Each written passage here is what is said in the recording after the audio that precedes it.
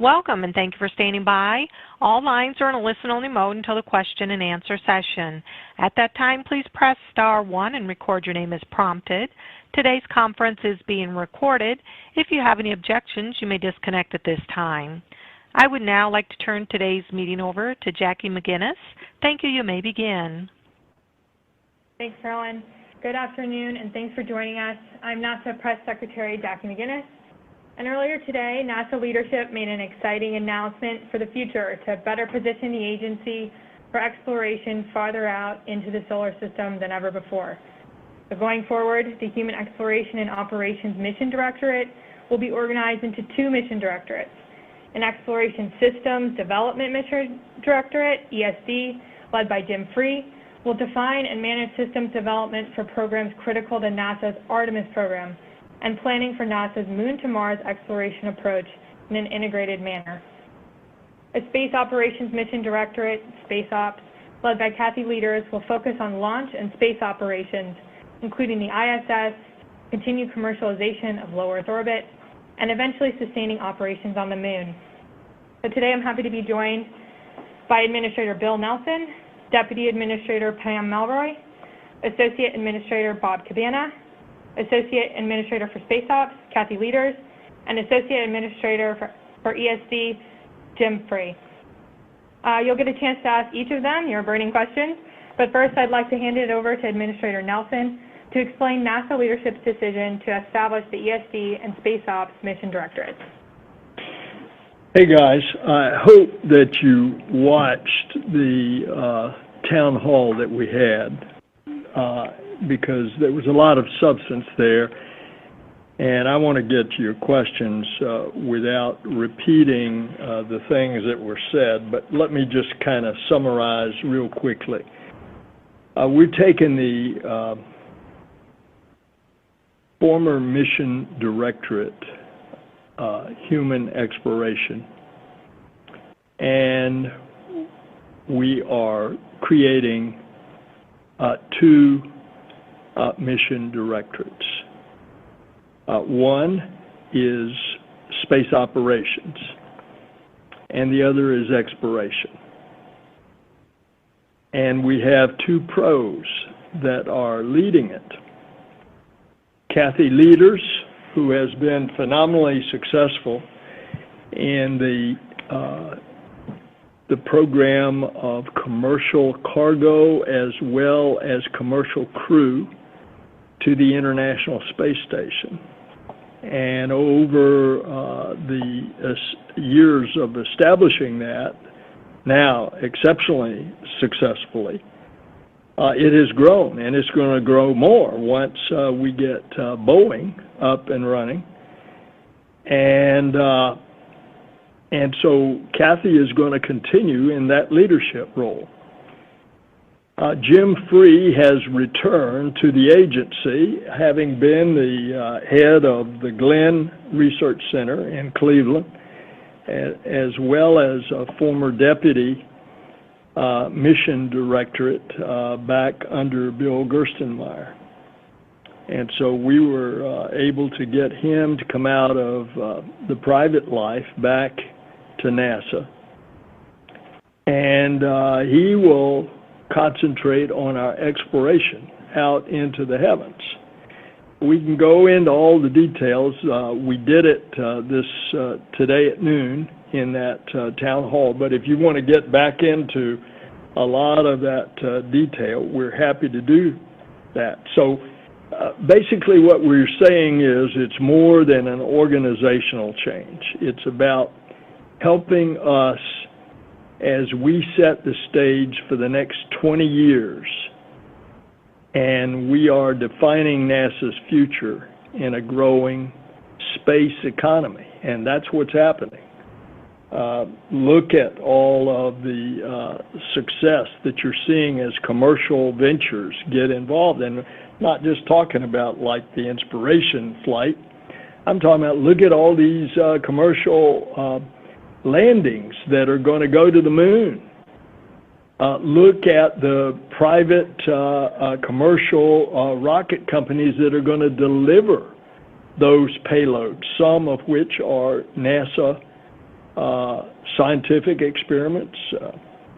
And I'll just close by one example. In 23, the Viper, that's the mission that's going to the South Pole, and we're going to a crater where we think there is the best concentration for water because of the angle of the sun, as well as water underneath the surface.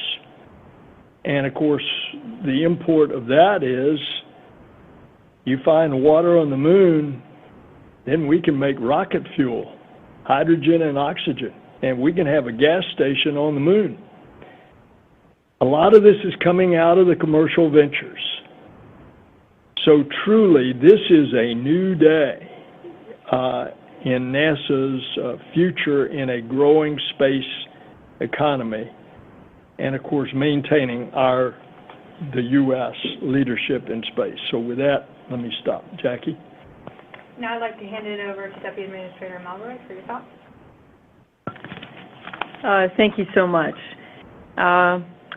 So I said earlier today when I was talking to the NASA workforce that this decision is a testament to their hard work over the last decade.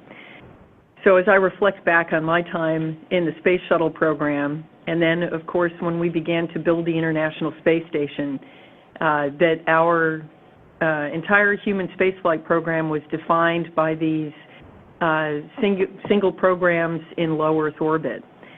And we were just beginning to reach out to try to spin off this technology, partner with commercial to see if they could take on some of these roles. And I have to say, I don't think in anybody's wildest dreams would we have predicted how incredibly successful that enterprise has been. And it gives us a tremendous capability. We remain passionately dedicated to doing microgravity research. We are doing very important work on the International Space Station every day. We're just entering, actually the National Academies is entering its second decadal survey to help point us to the highest value science, and we think that will continue to be true. But as we go forward, we have the opportunity to eventually transition some of those capabilities, which frees us up to look out for exploration beyond low Earth orbit. As leaders, we have a responsibility to arm our workforce with the best support system we can possibly design. So looking to the future, we know that the next 20 years will look very different than the last 20. And so as we think about these strategic roles, continuing to foster an economy in low Earth orbit and growing solar system exploration, going to the moon, achieving objectives that will help us send the first people to Mars to perform science there. As we think about all of these, this is what drove the decision, which has been in work since early this year, based on the expansion of all these human spaceflight programs and a long train of developmental programs coming over the horizon. These two new mission directorates will build on those successes and lessons learned from the Human Exploration and Operations Space Mission Directorate. So creating two separate directorates will ensure the critical areas have a focused oversight team in place to support and execute for mission success. And these new directorates are directly linked by their charters, and the organizations and their leaders will work closely together. Exploration Systems Development Mission Directorate will manage the integration and systems development for Moon to Mars. They will own the architecture and design the developmental programs.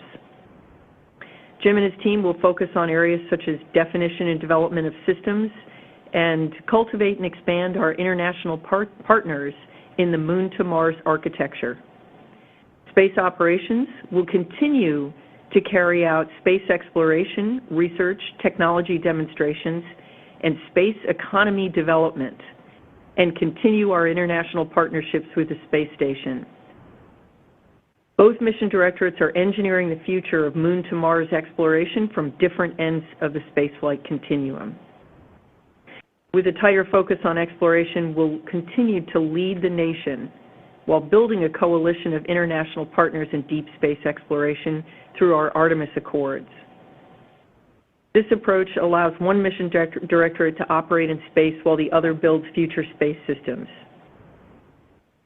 Kathy and the ops team will focus on commercial crew, including Boeing certification, as well as bringing a third commercial cargo resupply provider on board. And of course, always will be responsible for ensuring the safety and success of all of our missions, including private astronaut missions, extension of ISS operations, and the continued growth of low Earth orbit. Kathy and Jim will establish a tightly knit interface to ensure operations is ingrained in the maturation of all future systems and work at the handoff of systems as they move into an operations and sustainment phase. Kathy and Jim are both experienced, proven NASA leaders, and I am confident their leadership will ensure there is no disruption to our work as we focus on the future. Thank you. Thank you very much. And now we will open it up for questions. Caroline? Thank you. We will now begin the question and answer session. If you'd like to ask a question or make a comment, please press star 1. Make sure your phone is unmuted and record your name as prompted. You may press star 2 to withdraw that request. And please limit yourself to one question. You may press star 1 again for any follow-up questions. Our first question or comment comes from Marcia Dunn from AP. Your line is open. Yes, hi. Thank you for Administrator Nelson and anyone else on the panel. I know that NASA's been undergoing an internal review for the schedule for Artemis. So my question is, as of today, what is the latest projected timeline for Artemis 1, 2, and 3? As of today anyway. Thank you.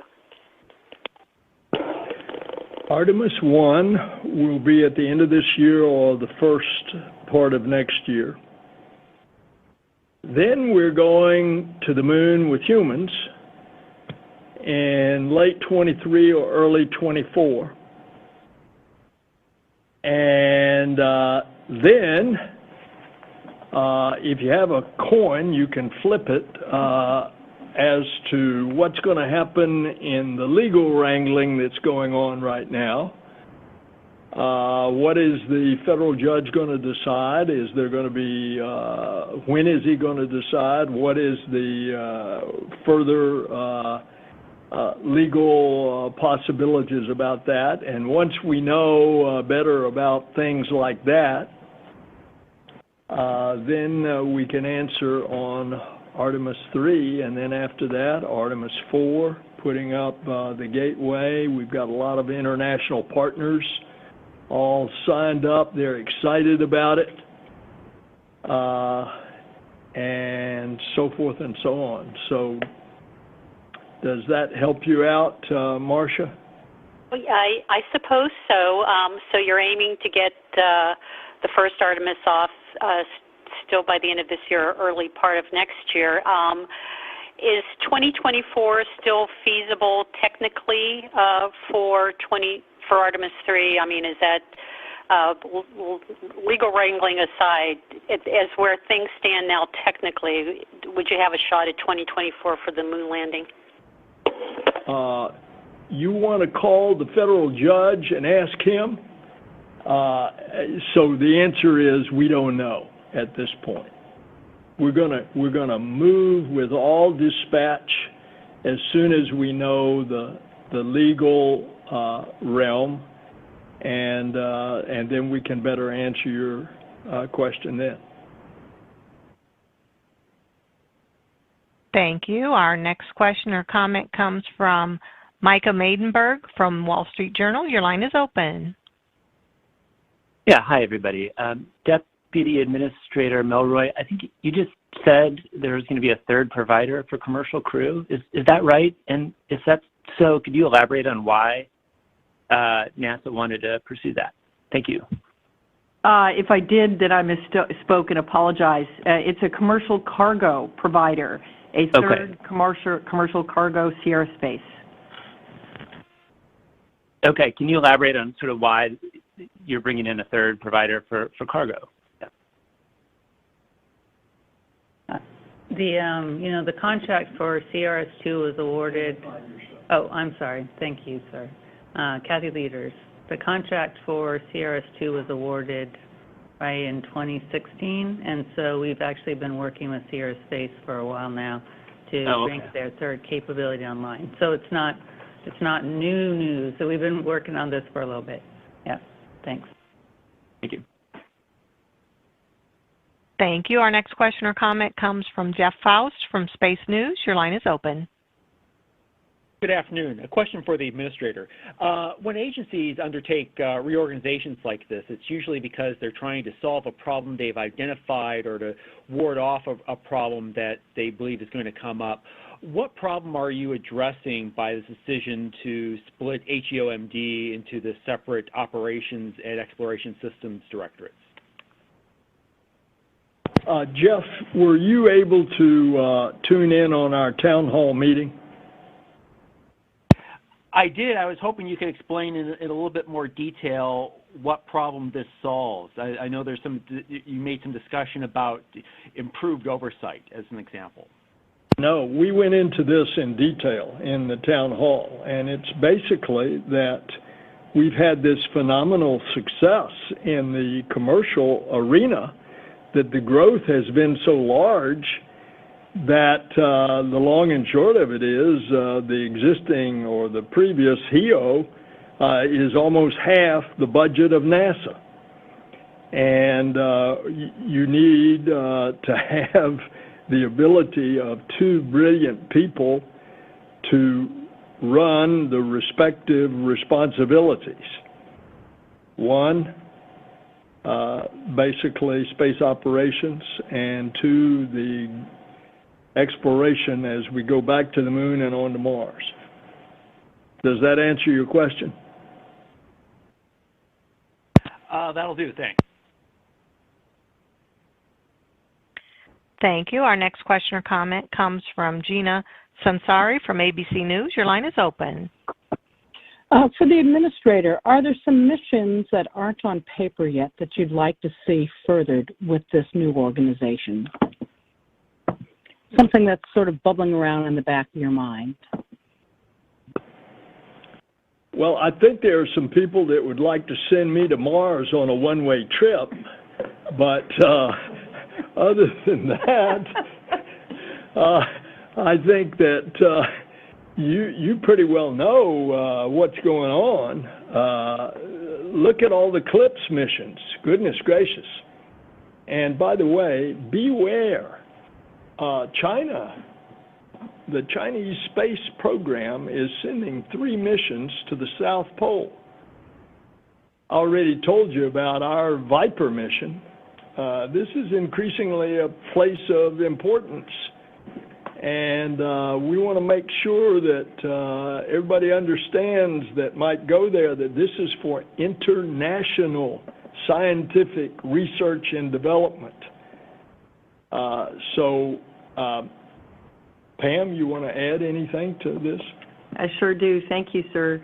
Gina, we have an amazing capability that we've been developing to take humans to deep space. We've been really focused on developing SLS, Orion, and the ground systems to support it. It is time for us to talk about what we are going to do with this capability. So yes, there is, as I mentioned, there is a string of development programs facing us in the future.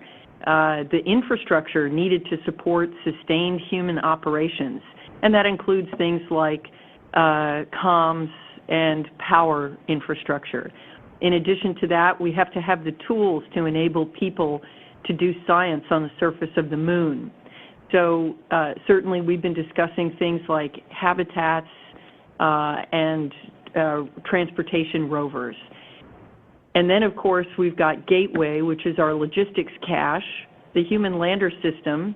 Both of those are currently, I would say, underway. The HLS will get underway when we finish our legal wrangles. But in addition to that, we have to be thinking and laying in plans for how to get to a Mars transportation, Mars descent, and Mars ascent vehicle. And we need to understand what we're doing on the moon that provides direct capability and when we will have achieved the objectives that we can begin those programs. So yes, we are looking at a steady stream of development programs, and there's a lot of work and analysis that's been done for the last decade or more to define what that should look like. And don't forget all the other things that we're doing. We are getting ready to go back to Mars and pick up samples that we are now depositing in these titanium vials, and this is all a part of it. This is all a part of our reaching out there, getting prepared to go to Mars. And then, aside from the human exploration, look at all of the other robotic stuff that we're doing and the scientific stuff. We're going to Venus for the first time in 30 years. We've got the telescope going up December the 17th, and it's going to be looking back over 13 billion years, capturing light from that long ago. We're continuing our search for other life. We're going to asteroids. We've already sucked up some of the asteroid on a mission called Bennu. It is now en route back to planet Earth. And we're going to check out all the elements in that sample that we've got, trying to understand the origins of the universe and what are the building blocks of life that are out there. And then don't forget climate change. Remember, we announced the 5 great observatories over the next 10 years that will, with our 30 assets up there now, will give absolute precision on our measurements of what is happening to the climate. So there's a lot that's going on, and I didn't even talk about aeronautics. We've got a needle-nosed supersonic that once it becomes a transport, you can cut travel time in half and you can fly over populated areas at supersonic flight speeds because it will have a low sonic boom. So there's a lot of stuff.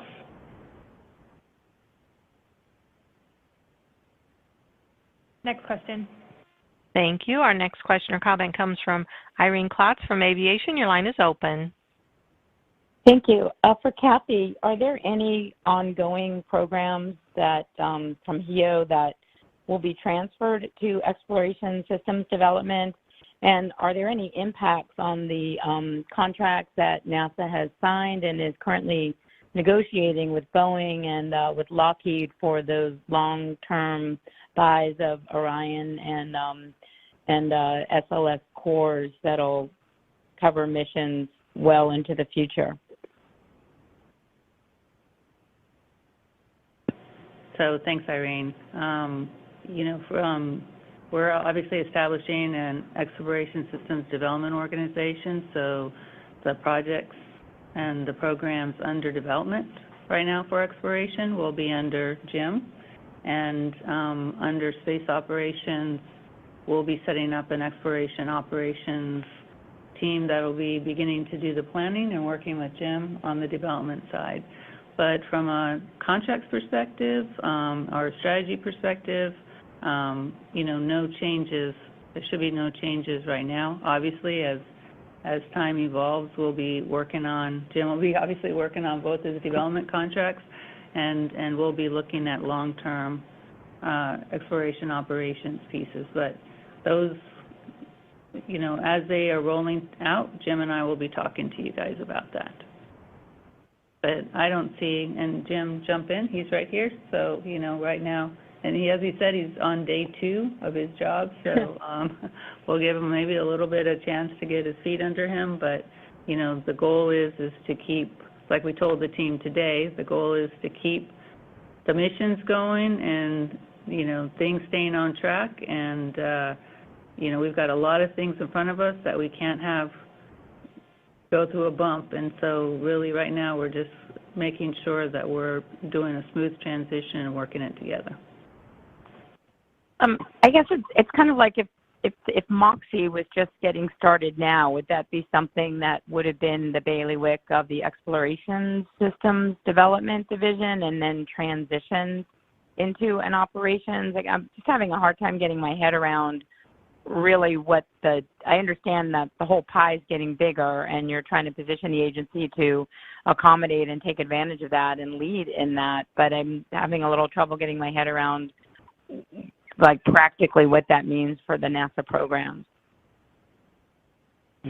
So right now the systems that are coming online, Irene, obviously, like Pam talked about, we have different systems coming through the pipeline. So obviously SLS and Orion haven't flown their first flight yet, so they are still in development, right? And Jim and I will work together on when does their development move into an operational cadence. That's still in front of us where that break point is. The systems that are in the middle of development, like Pam was talking about, Gateway, HLS, other things that are at some level started, obviously also go over with Jim, and then he's dreaming up more systems, right? So, and my job is to follow along and then make sure that as these systems are coming online and are ready to be worked into an operation, we'll be working through that transition. And this is Jim Free. I just add, I think the way to think about it is with Orion and SLS coming up on their first flight with Artemis, right? That's going to prove out a set of capabilities as the uncrewed version flies around the moon. And then for Artemis 2, we're going to put the crew and the ECLS in, and it's another step of development. Then Artemis 3, it'll be crew with ECLS, a few smaller systems, and then working to get the crew down to the surface. And then we can kind of look and say, okay, we've done the development for Orion. I'm just saying this as an example. So maybe Orion then goes over to space operations, and then we do Artemis 4 with a Block 1B, EUS, and okay, we've proven that out. Now that can go over to operations. So the answer is each one's going to depend, but the thought is let's get the first flight or first few flights out, prove it out, and then we move it from development to operations, and we would start working on the next thing, and it might be a cargo element, or it might be a new system that's going up to augment Gateway. The thought is to then take that development team and bring it back to work on the next thing so that the operations team, we're not going to duplicate, we'll depend on each other. The operations team can then do what they do best, and that's operate the vehicle, which is in a different model and a different mode than a development team works. Thanks, Irene. Next question. Thank you. Our next question comes from Eric Berger from Ars Technica. Your line is open. Hi, good afternoon. Administrator, can you address concerns that Kathy's position here, some people are saying it's kind of a demotion, and it's happening in the wake of the HLS awards, that the process that she oversaw. That award was made about 5 months ago. Since then there's been a significant outcry from Congress. There's been, you mentioned the federal judge, some of the bidders were unhappy. And now she's being moved out of the oversight for the HLS program. Is that just a coincidence, or maybe you could address that? Thanks. Well, I have addressed that over and over, and I don't mean to make light of your question, but I will repeat again what I've said. Kathy did such an extraordinary job, and the proof's in the pudding. We see the success of the commercial crew as well as commercial cargo. And that whole thing has grown to the point now we're talking about private astronauts, we're talking about these inspiration-type missions, we're talking about additional research on the International Space Station, we're talking about extension of the International Space Station. to 2030 and the preparation of a commercial industry that could step in and have an international space station themselves or a commercial space station. We want to see commercial activity robust, and we're already seeing that in and around the moon with the CLIPS missions that I referenced. Now, the long and short of it is, between that, under the old HEO, and the exploration, that's half of NASA's budget. That's a lot to swallow. So we want to be able to look to the future. We want to expand our vision of what we can do out in space. We want to look beyond Mars and all these other robotic missions that we're talking about. And so when you put all that together, you need two brilliant leaders. And fortunately, we have that. And if you want to hear the words, as I have already said earlier today in the town hall meeting, we, Pam, Bob, and I, as well as me, have total confidence in Kathy, as we have in Jim. And that's the best I can do to answer you. I know it's kind of nice to take and look at it from a standpoint of another approach, but what I just told you is the truth. And this is the Deputy Administrator, and I'd like to let you know that this discussion started well before the HLS award.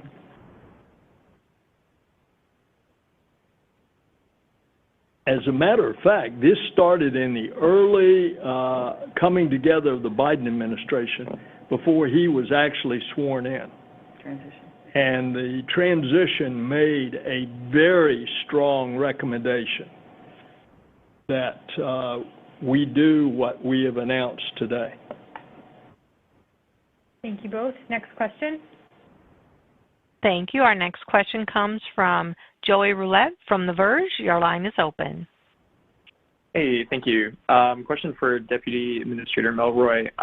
There are some other critics who are saying that this reorg plan, they kind of fear that this is going to create two competing and unnecessary bureaucracies with different cultures and contracting mechanisms. I'm just wondering what you make of that, and wanted to know whether there's going to be any coordination between the two directorates and what that would look like. And then I just had like another kind of example question.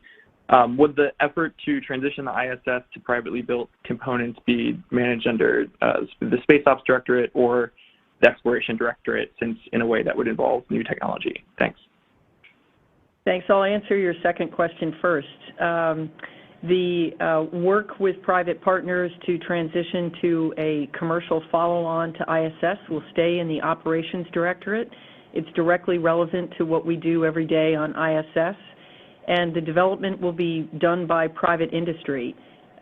We will just be a customer, and so we will be very focused on maintaining the continuity of our operations in low Earth orbit and the science and the human exploration that we do.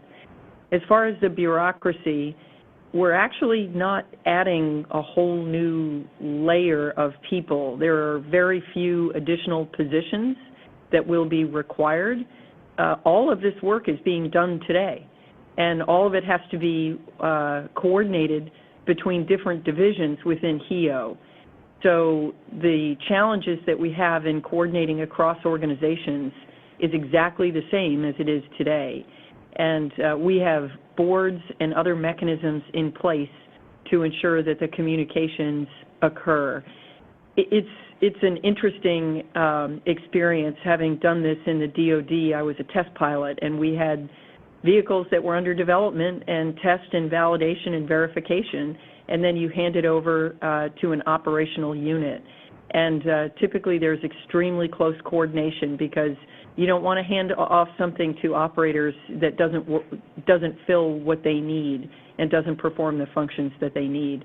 So I think there's a lot of models that we can look to, but this is really about the same work that we have to do every day on coordination.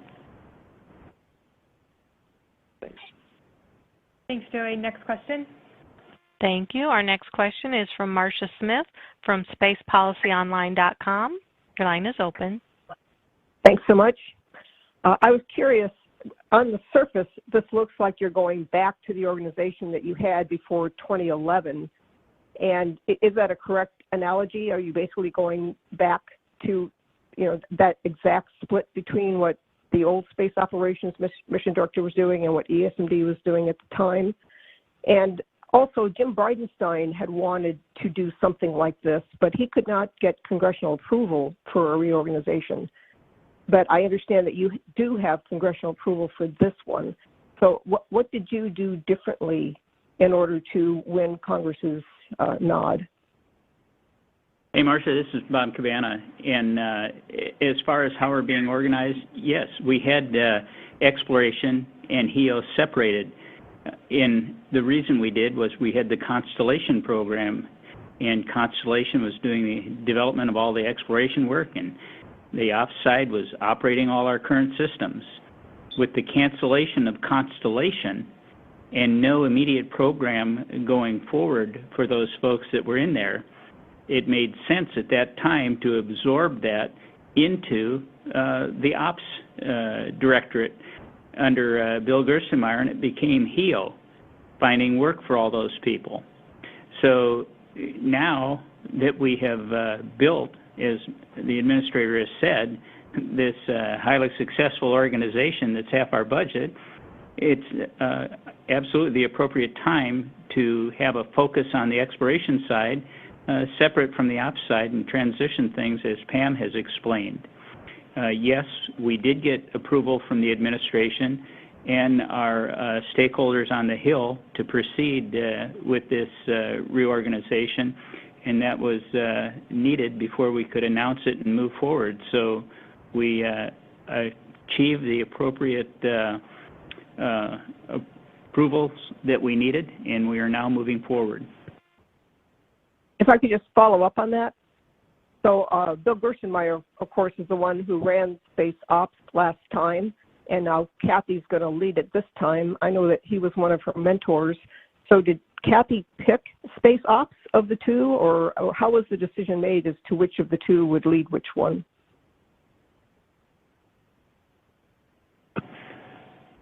That was my decision with consultation with Bob and Pam. And we decided, I'll repeat, Marcia, what I said earlier.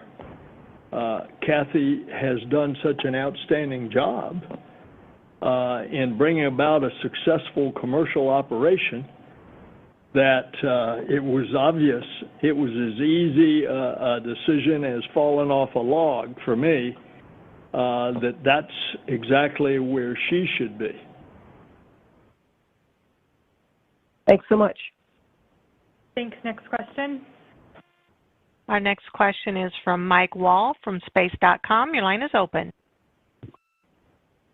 Thank you, guys. This is probably for both Kathy and Jim. But yeah, I mean, both of you guys referenced you'd be working together on a bunch of different missions and a bunch of different projects. Could you just maybe walk through an example of how that cooperation might work? I mean, I know it's still early days, but yeah, just give us an example of how that coordination might work across these two different mission directorates. Thanks.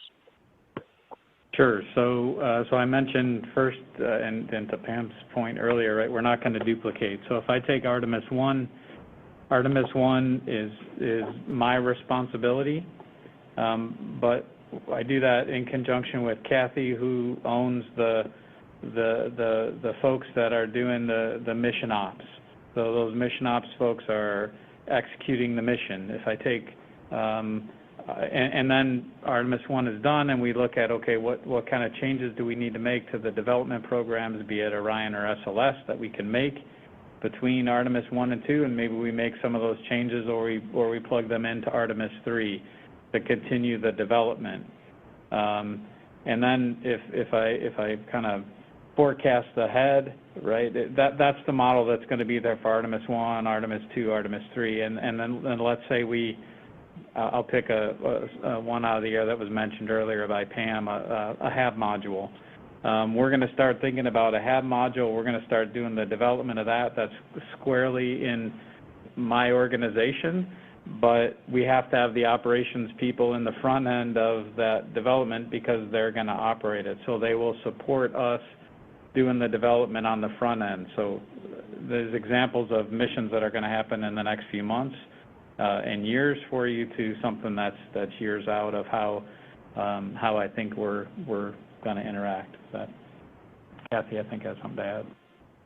Yeah, and so kind of going the back end, right? So Jim's working the development piece. Obviously, you don't flip a switch and one day go to ops, right? And so we're already starting to talk now about, okay, when are some of these things operational, and how do you go work contracts to go make sure that you can execute on that mission going forward?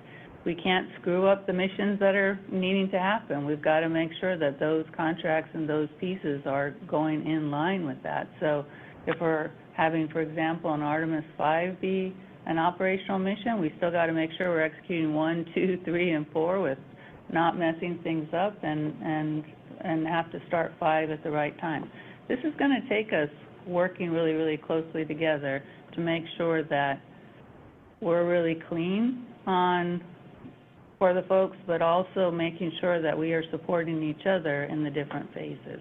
Even after things go operational, we'll be reaching over for help over on Jim's side to solve different problems. I can guarantee it. Thank you. Thanks. Next question. Thank you. Our next question or comment comes from Stephen Clark from Spaceflight Now. Your line is open.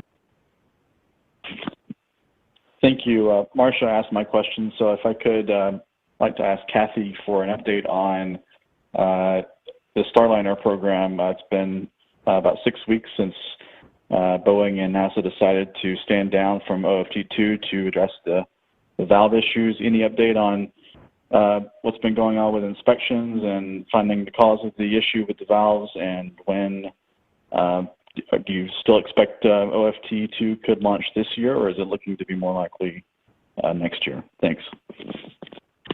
So I think the team's still going through their troubleshooting. You know, they've been working through, in particular on the valve, like looking at, and we tend to talk about the dry side and the wet side, because the internal kind of workings of the valve, which is the wetted side, it is a little bit harder for us to get access to. We've worked through on the dry side, kind of collecting data and looking at the different aspects, and now we're working the timing on the dry side. To be able to do that, you actually have to remove valves from the service modules, and so we're actually getting ready over the next few weeks for kind of a decision point for us with the program on what to do with that, and the options for potentially pulling another service module forward, or looking at options for using that particular service module in the operational mission. I think right now the timeline and the manifest for it through the end of the year is pretty tight right now. So my gut is it would be probably more likely to be next year, but we're still working through that timeline. I don't think we're ready to formally address when exactly the OFT-2 mission is. But I think the team's making great progress on further troubleshooting, and I absolutely know we're going to fix this problem before we fly crew. Thanks, Kathy. Next question.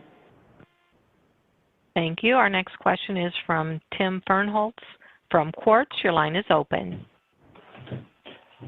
Hello, everyone. Thank you for taking the time to answer some questions. I have one question. I know the decision was easy as falling off a log, but I just wanted to follow up on the personnel choices for the two directorates. I think a lot of people outside see Kathy as having led two successful development efforts in commercial crew and then being part of commercial cargo.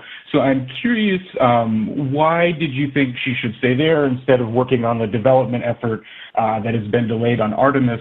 And what about Jim suits him to be the leader of the Artemis development? And just to follow up on the question you had to your first answer, Mr. Nelson, with Artemis 2, you referred to that as going to the moon, and I'm curious, do you think if Artemis 2 gets in orbit around the moon by 2024, does that fulfill NASA's policy goal there? Thank you. Do you remember Apollo 8? I was not alive, but I've heard about it. Okay, well, you know what it was.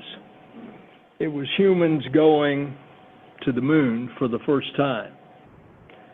And that brought a whole new revelation at Christmas 1968 of the pictures of the moon looking back at Earth, a perspective that we had never had, and that was a major achievement. And after Apollo 17, we have not been back to the moon with humans, and we are in Artemis 2, a mission that will be some 11 days,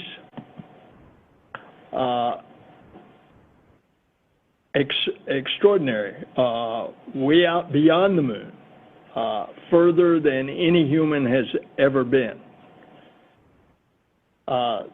So with regard to your second question, now what was your first question?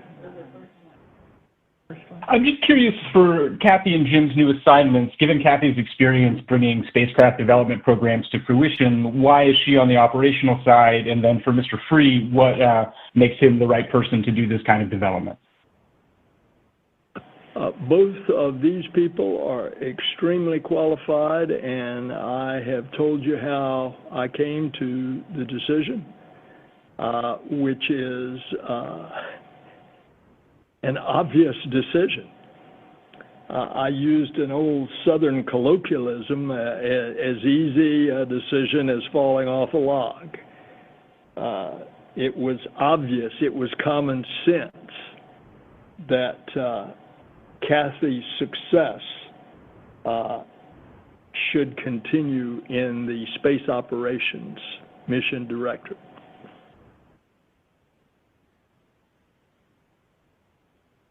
And then in terms of Mr. Free's qualifications? I think we've answered that one, so I think we'll move on to the next. Thank you. Our next question comes from Ken Kramer from Space Up Close. Your line is open. Hi, thank you for doing this. My question is for, the administrator or anybody who wants to answer this, maybe Jim Free. Can you give us a more detailed vision of what NASA plans for Artemis 4 and beyond, and when do you expect astronauts to visit the Gateway? What will be the role of the Gateway? Thanks. Yeah. So 4 and 5 are Artemis 4 and 5 are missions that are critical with our international partners, with the addition of IHAB on Artemis 4 and Esprit on Artemis 5. So that's as we bring in the international partners in their substantial roles there. So that's 4 and 5.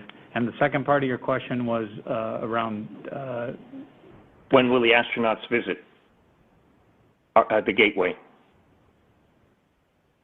Go ahead, Captain. So the astronauts are going to be part of those assembly missions, right? We're actually, one of the great things about having the Block 1B capability is that we can do those assembly missions with the crew. So one of the reasons why, the agency made the decision to do it as a co-manifested payload and was enabled to do make the decision with co-manifested payload was because of the Block 1B capability. And so what that does is that allows us we will be flying Gateway up on a commercial launch vehicle as an assembled Halo PBE capability. It'll be up there orbiting the moon, and then we'll be transporting first the IHAB up with the crew, and having the crew there, as we learned when we did station aggregation and assembly, is having the crew there really helps that assembly process enormously. It means you don't have to have all the robotic assembly procedures. You actually can have a whole lot more flexible interface for that assembly.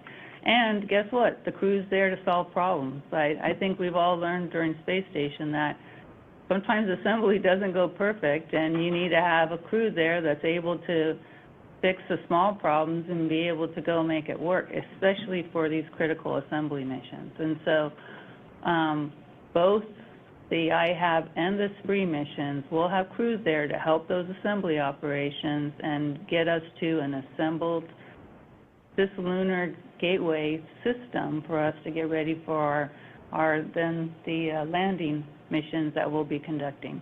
So those are going to be crewed missions. 4 and 5 will be crewed missions, and we'll be getting the benefit of the crew through those assembly missions. Thank you. And we have time for one more question. Thank you. And our final question comes from Vlad Pavlov from TASS News Agency. Your line is open. Hello. Thank you for doing this. My question is for the administrator. Mr. Nelson, you said earlier that you're planning to discuss the future of the ISS with your Russian counterpart, Dmitry Rogozin, and you said you're planning to visit Russia to meet with him as soon as COVID-19 will allow. Have you decided on any time frame for that visit to Russia yet? Can we expect it to happen till the end of this year, or is it more likely next year? Thank you. As soon as possible, depending on COVID. I hope that we get past this Delta variant. There are now some signs that there are other variants that are coming along. I am vaccinated. At the earliest possible time, I'm looking forward to it. I've talked to Dmitry several times. Bob has talked to many of his counterparts in the Russian program several times, and we're really looking forward to going to Moscow and seeing him. And I'm very enthusiastic, as I have said and have been quoted many times, that our cooperation with Russia continue. It's a long-standing one ever since 1975, and I want it, we want it, NASA wants it, America wants it to continue in the civilian space program. It's been a model for a world that is often under stress because of the politics. It's been a model of how nations can come together in peaceful cooperation in space. And I think it's important that we keep that model going. Thank you all so much for joining us today. Before I hand it back over to Administrator Nelson for his final thoughts, I want to let you know that replays of this call will be available about an hour after we finish up until 11:59 p.m. on October 21st by calling 866-360-7718 and passcode 9210. Administrator Nelson? Okay, guys, get on your calendar December 17th for the telescope. Then the early part of next year when it will be fully ready to go. There's high risk in all of this. It, of course, is launching on an Ariane 5 from French Guiana. Get ready for October 31st, Halloween. We've got another SpaceX with crew launching. Get ready for Artemis 1 sometime at the end of the year or early next year. We got a lot going on. Let me remind you that on the 27th, Landsat 9 is launching from Vandenberg.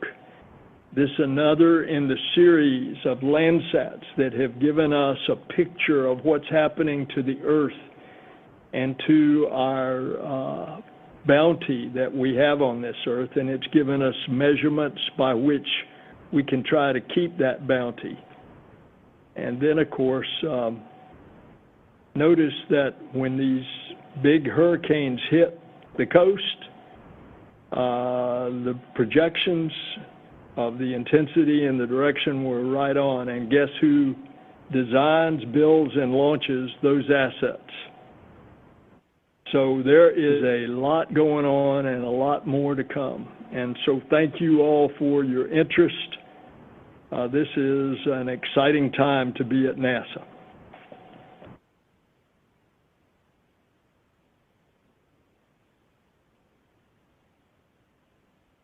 Thank you. That concludes today's conference call. Thank you for your participation. You may disconnect at this time.